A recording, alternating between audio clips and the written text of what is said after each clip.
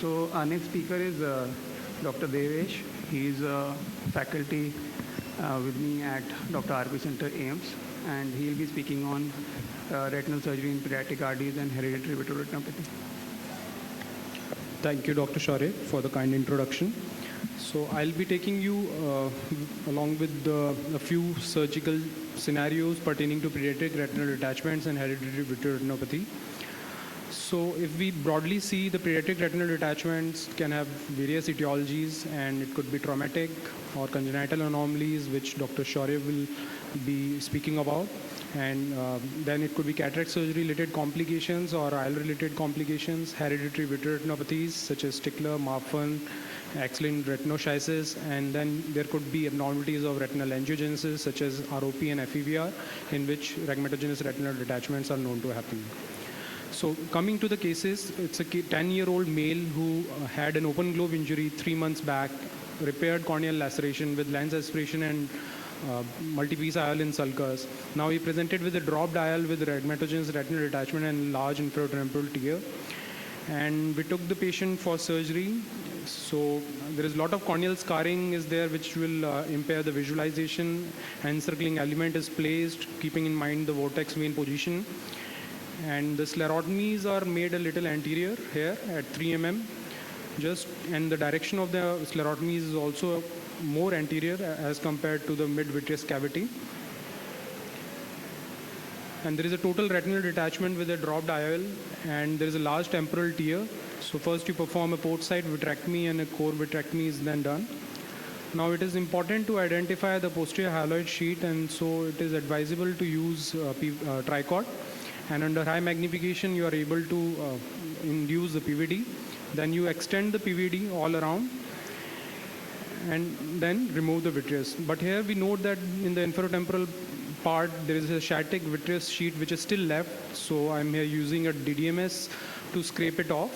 And I'm able to gradually, with patients, you need to keep patience. And then the membranes are removed in the area of the break, and under indentation, vitreous base is shaved. The break margins are diathermized and they are freshened if required. And if in such scenarios where there is high risk of post-operative PVR, I often do ILM peeling.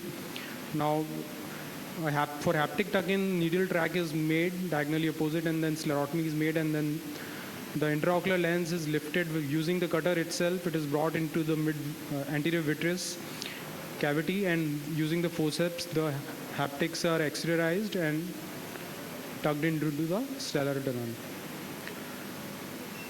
Now the IOL looks stable, and following this, fluid air exchange is done, and the retina is flattened. And then under air, after flattening the retina, you adjust the final tire and perform laser and put silicone oil at the end of surgery. So here we can see the good indent being appreciated in this quadrant with the break lying on the indent, and then silicone oil is being put. Another case of post-closed globe injury with a history of operated lensectomy, a 12-year-old male patient with anterior vitrectomy done elsewhere. Now the patient has a superior iris defect in the superior 5 cloacas with aphakia and a retinal detachment with giant tear and giant retinal dialysis. So again, since there is superior iris defect, we had planned a proline retention sutures in this patient. This is a large supranasal giant retinal dialysis which is visible, and there is a choroidal rupture also at the posterior pole. After inducing the PVD here, we have injected the tricot and again checked for the residual hyaloid sheets, and again we are using BBG also to confirm the same. Localized paritomy is done, and then 90 proline suture is used to create a meshwork in the supranasal part, because you are going to put oil and that is going to come anteriorly if there is no superior iris diaphragm. So here proline suture is being used, and 2 vertical and 2 horizontal sutures have been placed to create the meshwork. So you can see the beautiful meshwork which is there, and it does prevent the silicone oil from coming forward. This is followed by the PFCL insertion to flatten out the retina and laser, and followed by PFCL oil exchange. The third case, a patient, 16-year-old patient with Marfanoid habitus with bilateral iris crawl lenses Left eye had a disenclaved IOL from one side and rhegmatogenous retinal detachment. So we have put an encircling element to 40 band, and now we can see there is a lot of PVR which is there, a lot of puckers in all the quadrants. After doing the core vitrectomy and inducing the PVD, now we are using the end grasping forceps to remove these puckers gently.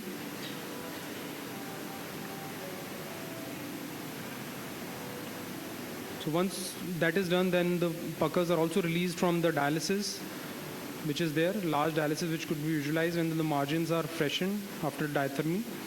And now we are tightening the encircling band here, and FX is done, and the retina is flattened, and laser is done. Case 4 is a 30-year-old male, and patient had bilateral retinal detachments with an optically empty vitreous on slit lamp examination with multiple rows of lattice degenerations in both the eyes. And in the left eye, there was a retinal detachment. We were able to manage that eye with the scleral buckle, but within the right eye, we could not find a definite break. So we took the patient for an encircling element plus buckle plus vitrectomy surgery. The patient was pseudophakic. So in the mid-periphery, you can see there is a sheet of vitreous which is firmly adherent, and anteriorly the retina seems atrophic, although it was vascular, not avascular in the periphery. So PVD is induced and it is extended as much as possible, and here you can see it is stuck and we cannot go beyond the mid-periphery. So now tricot is used, and this ring is identified and it is segmented and shaped, taking care not to create any break. You may be tempted to pull this ring with the help of forceps, but you have to you need to be cautious, as a vigorous pulling here, like in this case, had resulted in a break inferiorly. In certain situations, you can go to an anterior to posterior approach, go anterior to that area of lattice degeneration rows and remove the vitreous anterior to it. Sometimes you are able to find a plane between the vitreous and the retina in that area. And it is important to remove all the traction around the brakes. The brakes are dithermized, and then now we are tightening the scleral buckle here. We had placed loose knots before, and now we have tightened it. And after fluid air exchange is done, and we can beautifully see the indent inferiorly, which is a very broad indent that we have achieved because we wanted it. And this is how it is looking in the post-op period, that in such cases in which we are not able to extend the PVD, we can, in the pre-operative period also, we can identify characteristic that could indicate such a thing. And we should achieve a good broad indent in such patients in the inferior areas as well as temporal part. We have given the indent here. Now another case in which there was bilateral unilateral retinal detachment in the right eye, but the other eye had features of FEVR with the peripheral avascularity and fibrovascular proliferation. So right eye had stage 4A and left eye had stage 2A FEVR. And in the left eye we did laser, but in the right eye there was a rhegmatogenous retinal detachment and lot of subretinal bands were there. So again, I wanted to show that a good indent is required in these patients, because again you are not able to remove the vitreous thoroughly, because the PVD will stuck at the junction of the vascular and avascular retina, and if you try to attempt it further, it will lead to inadvertent break formation. So the key aspects in managing patients with pediatric retinal detachment in HVR is that wherever possible, plan alternative treatments to VR, because you will have proliferative vitreoretinopathy happening in the post-operative period, which will lead to redetachments. So if it is possible, you can laser delimit RDs, or you can prefer scleral buckling in those patients. If you are going for VR, always use an encircling element, and even in hereditary vitreoretinopathies, you can consider a broader support by using a broad buckle. You should manage cataract wherever it is necessary to provide you a good view during the surgery, as well as a thorough vitreous-based excision. Tricot should be used to identify any sheets which would be left behind. Even if you are sure that there is a V's ring, then also I sometimes do inject tricot to look for any residual hyaloid which would have been there. And if you are not removing that, then surely that would lead to proliferative retinopathy in the post-op period and redetachments. Be prepared that in HVR cases you will encounter incomplete extension of PVD, so use a broad buckle in those cases and do a thorough shave vitrectomy. ILM peeling can be done in certain scenarios in which you are expecting a lot of PVR to happen, especially the post-traumatic cases, and silicone oil tamponade is must in these eyes. Thank you. Thank you, Dr. Devesh. Great videos. So I'd just like to add that whenever, as he said, that we have cataract with a retinal detachment and we are planning to go in for a lensectomy, we can probably make our port straight away at 3 mm rather than actually making at 4 mm. Go straight into the lens and eat it up. So that is much easier.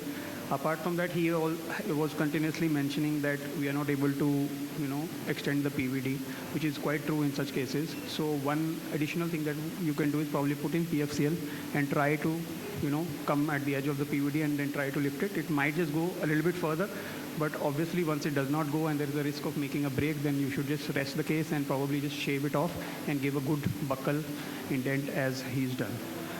And apart from that, Sangeeta, ma'am, can you come to the mic and...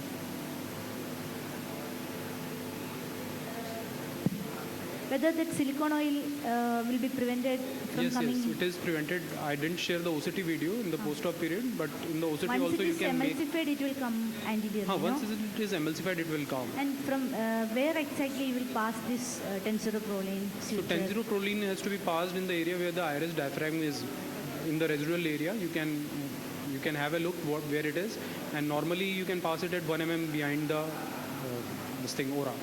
behind the limbus. Okay, will you remove it after once silicone oil is? No, it need not be removed, but yes, it can become lax. That is what I have noted. I have done in a couple of patients, but it becomes lax, and in one of the patients it did break also. So I had to remove in that case. Thank you. Okay, due to